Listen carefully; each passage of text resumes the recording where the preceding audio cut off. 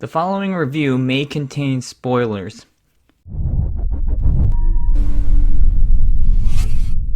The Assistant is the latest film from writer-director Kitty Green, and I'd like to first start off by taking a different approach to this review and do a direct comparison to a very similar film from this year, Never, Rarely, Sometimes, Always. Both of these films have women as the director and writer. Both deal with subject matter related to sexual harassment and gender discrimination. Both take place in only one day, although Never, Rarely, Sometimes, Always is 2 days without sleep for the characters. Both have a pivotal scene around the middle of the film that function as the thematic centerpiece of the story. The Assistant has a scene where the main character, Jane, needs to report the sexual misconduct of her boss to HR, and Never, Rarely, Sometimes, Always, when the main character meets with a counselor at Planned Parenthood and reveals information about her personal traumas. Both films are written extremely well, are powerful, profound, and thought-provoking. But there is one difference between The Assistant and Never, Rarely, Sometimes, Always, and that is the shot composition. Kitty Green's shot composition here is just light years ahead of Never, Rarely, Sometimes, Always. This film is clearly, meticulously storyboarded. Every shot and every edit seems to have a distinct and precise purpose. When movies are meticulously storyboarded like this, when every shot and cut is planned and has a purpose, there is more of a fluidity to the film. I would assume that even for the layman film fan that's not even looking for great shot composition and editing, there would be a sense of a more controlled rhythm, a sense of the architecture of the film, if you will. But Never, Rarely, Sometimes, Always just always settles for the close-up or handheld shot with not a lot of interesting lighting to boot. In The Assistant, even mundane things like washing the dishes just look beautiful. And seeing this from the character's perspective, it takes us right there into her mundane office work. Cutting back to this similar setup several times makes it a visual theme and adds a sort of visual poetry to the work. If the director of Never, Rarely, Sometimes, Always had to shoot the same thing, I'm sure she would just settle for a medium shot of the characters doing the dishes and just move on. It is just too often in cinema that filmmakers only care about pushing a story along and not about the shot composition and the results of the juxtaposition of shots via editing. The art form of filmmaking is still in its relative infancy, as it is maybe a little over 100 years old, but I feel like at this point it is too often that the elements of theater and literature trump the importance of photography. And I feel like photography needs to be treated as an equal to story on a more consistent basis. Other than the gorgeous shot composition, Kitty Green makes a lot of other interesting filmmaking choices. She decides to never show the boss at all throughout the whole film. We only hear his voice either coming from his office or when he curses out his assistants over the phone.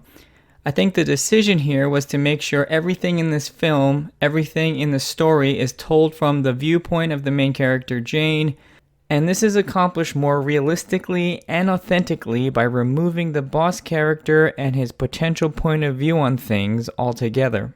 Kitty Green also does this with other characters in the office as they walk past Jane and their heads aren't even visible in the frame.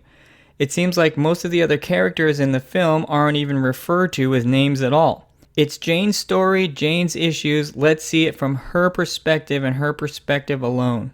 Another thing I liked about this movie is that it almost has no movie music in the background. I love when directors choose to do this. It just grounds us into the world, makes the film feel so much more realistic, which is so important for stories like this that are dealing with necessary and relevant issues of our time. If it grounds us into this world more realistically, we can relate to it more and therefore it moves us more. All of the acting is pretty much note perfect here. Julia Garner is great as sort of like an every girl character. We're living in this horrible world of working in a movie production company office and living it through her. So it required an actor who is really relatable. She never draws attention to herself. The attention seems to always be away from her, towards the other people in the office, towards the difficult situations presented. There was also a great performance from Matthew McFadden as the human resources person at the movie company. You can feel his deceitfulness and phoniness from the very get-go of the conversation he has with Jane about the sexual misconduct related to her boss. He knows what's coming. He knows he's been here before. He knows how to manipulate the situation to his advantage.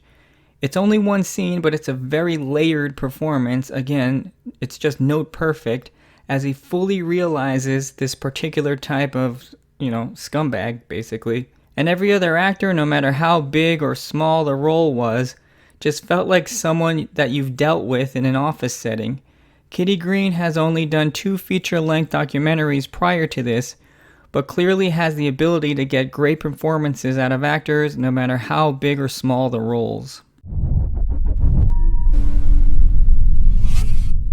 This is very close to being a masterpiece of a film, but there is one glaring problem in the script, and it's in the centerpiece scene where Jane goes to HR.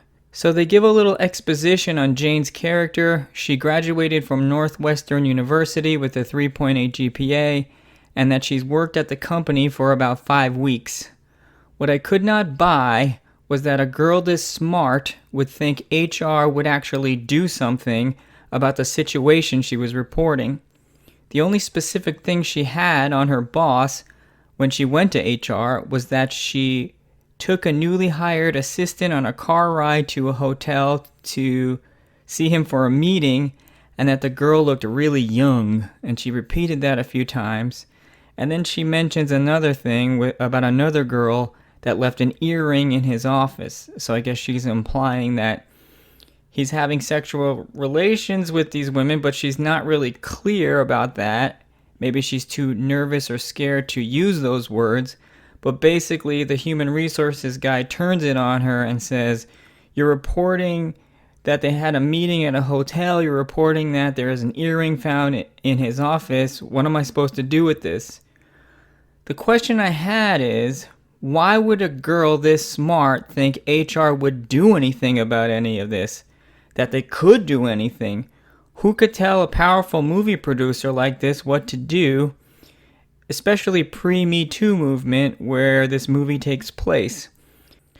I think this story problem could have been fixed if she had just witnessed or heard something with more significance, like she's in the car with the young girl on the way back from the hotel, and the young girl is crying and traumatized over something.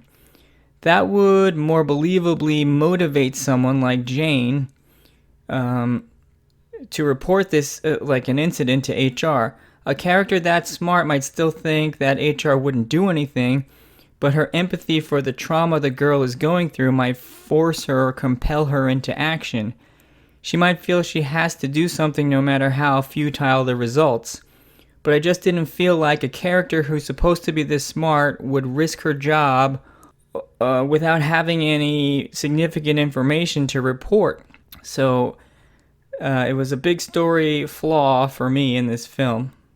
My final rating, although I had a huge issue with the storytelling problem I just mentioned, the shot composition, editing, and the performances were so good that my final rating for The Assistant is 4 stars. As of the making of this video, the Rotten Tomatoes percentage for The Assistant is 92%, which means the critics pretty much nailed it. Kitty Green has made an extraordinary first narrative feature, and this is about as excited as I get for a new filmmaker, and I can't wait to see what she turns out next.